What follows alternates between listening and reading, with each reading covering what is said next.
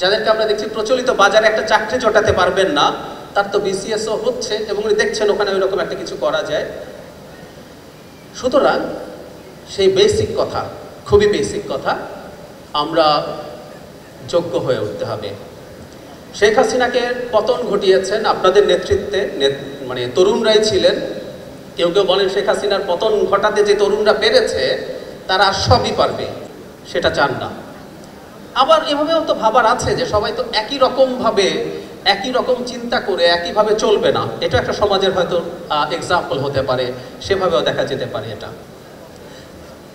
যাই হোক, আমি এবার আপনাদেরকে কিছু অপ্রিয় কথা বলি। মানে সবাই তরুণরা ভালো, তরুণরা সব করেছে, এক ধরনের তেল দেয়া তেল আমরা সবাই খাই তো না, সবাই খাই। বলা হয় তেল যারা কম খায় তারাও একটা তেল খায়, কোনটা জানেন? যে দেখবেন কোনোভাবেই তেল খাচ্ছে না তাকে গিয়ে বলবেন আমি একটা জিনিস দেখলাম, এত চেষ্টা করলাম, আপনাকে কিন্তু তেল দেয়া যায় না, এই তেলটা কিন্তু খাবে শিওর। তো এখন যেটা বলছিলাম, সবাই আপনাদের খুব প্রশংসা করলো, আমি কিছু সমালোচনা, কিছু চ্যালেঞ্জের কথা বলি আমার এক্সপেরিয়েন্স থেকে। আমি দুটো প্রাইভেট ইউনিভার্সিটিতে এক যুগের মতো পড়াই, এখনো পড়াচ্ছি, এবং সাম্প্রতিক সময়ে আমি বিসিএস এর ভাইভা পরীক্ষায় এক্সামিনার হিসাবে কাজ করছি। বেশ কিছু স্টুডেন্টের পরীক্ষা নিয়েছি, এটা একটু এক্সপিরিয়েন্স আমি শেয়ার করতে চাই। ধরুন যে সাবজেক্টে কেউ পড়ে এসছে, অর্থনীতি পড়ে এসছে, আমি অর্থনীতি পড়িনি কখনো, কিন্তু আমার অর্থনীতি সম্পর্কে বেসিক ধারণা আছে। আমি অর্থনীতি যে স্টুডেন্ট পড়ে এসছে, আমি তাকে অর্থনীতি থেকে প্রশ্ন করে দেখেছি, তিনি অর্থনীতির খুব বেসিক জিনিস জানেন না। বিলিভ মি, ভার্সিটিতে পড়াশোনা করেছেন। পলিটিক্যাল সায়েন্স থেকে পড়ে এসছেন, আমি আপার হাউস নিয়ে অনেক আলোচনা হচ্ছে, আমি জিজ্ঞেস করছি আপার হাউস সম্পর্কে আপনার ধারণা কি? আমেরিকার সেনেট আছে, চেনেন? এক স্টুডেন্ট জবাব দিয়েছে জানি। আমি বললাম যে আমেরিকার সেনেটের কাজ কি? জবাব হচ্ছে প্রেসিডেন্ট নির্বাচন করা। Believe me, this is the answer. এইখানে ভাইভাতে কারা আসেন? যারা অনেকগুলো স্তর অতিক্রম করে সবচেয়ে এফিশিয়েন্ট পিপলকে ওখানে আনা হয়, তাই তো? এটা হচ্ছে অবস্থা।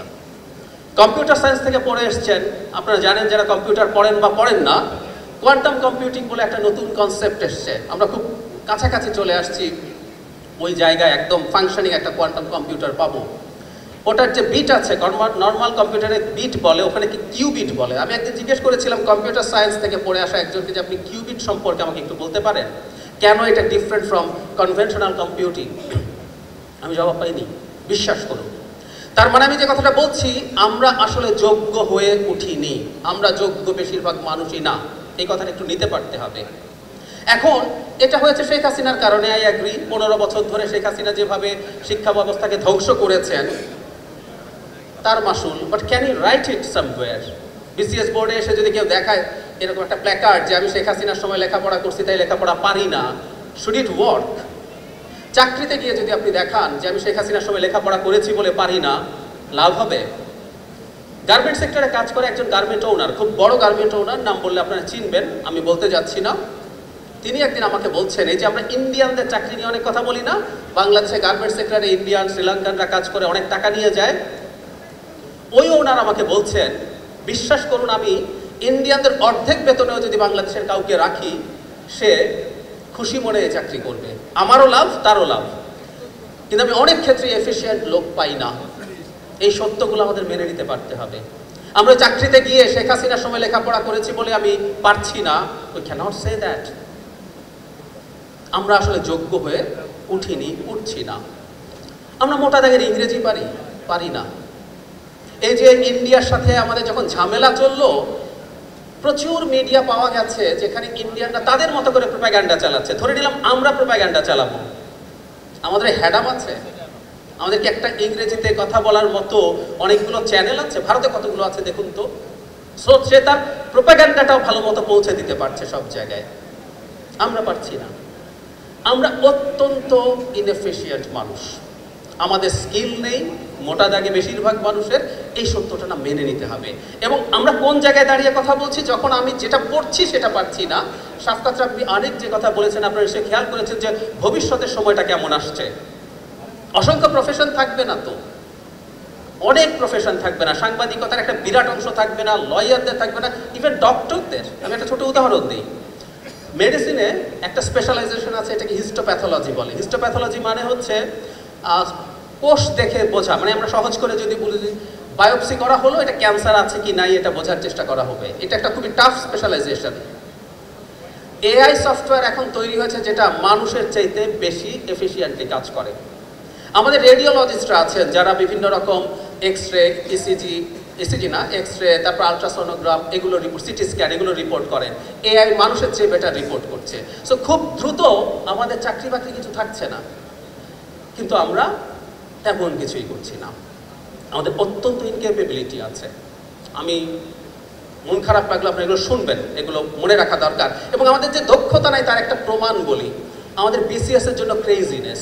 আমি মনে করি এটার প্রধান কারণ, এটা একটা বড় কারণ আছে যে এখানে চাকরিতে ক্ষমতা আছে, টাকা পয়সা আছে, এবং আমাদের বাংলাদেশে এখন অবৈধ উপার্জনকেও খারাপ চোখে দেখা হয় না। কেউ একজন বিসিএস এর চাকরি পেলো, কয়েকদিন পরে ফ্ল্যাট করলো, গাড়ি করলো, আমরা প্রশ্ন করি না। এর চাইতে একটা বড় কারণ আছে, আসলে আমরা যারা এই পরীক্ষাগুলো দিতে যাচ্ছে বেশিরভাগেরই কোনো দক্ষতা নাই। উনি বাজারে একটা চাকরি জোগাড় করতে পারবে না, এই হচ্ছে পরিস্থিতি। ফলে আপনি কি করছেন, বছরের পর বছর, জীবনের 10 বছরের মতো সময় বিসিএস নামক একটা মরিচিকার পেছনে দৌড়াচ্ছেন, কারো কারো হচ্ছে, এবং এরপর যখন আর হচ্ছে না আপনি ফ্রাস্ট্রেটেড হচ্ছেন। আমি এরকম প্রচুর ফ্রাস্ট্রেটেড মানুষকে দেখেছি। আবার এটাও তো সত্য, যাদেরকে আমরা দেখছি প্রচলিত বাজারে একটা চাকরি জোটাতে পারবেন না, তার তো বিসিএসও হচ্ছে, এবং উনি দেখছেন ওখানে ওই রকম একটা কিছু করা যায়। সুতরাং সেই বেসিক কথা, খুবই বেসিক কথা, আমরা যোগ্য হয়ে উঠতে হবে। শেখ হাসিনাকে পতন ঘটিয়েছেন আপনাদের নেতৃত্বে, মানে তরুণরাই ছিলেন। কেউ কেউ বলেন শেখ হাসিনার পতন ঘটাতে যে তরুণরা পেরেছে তারা সবই পারবে।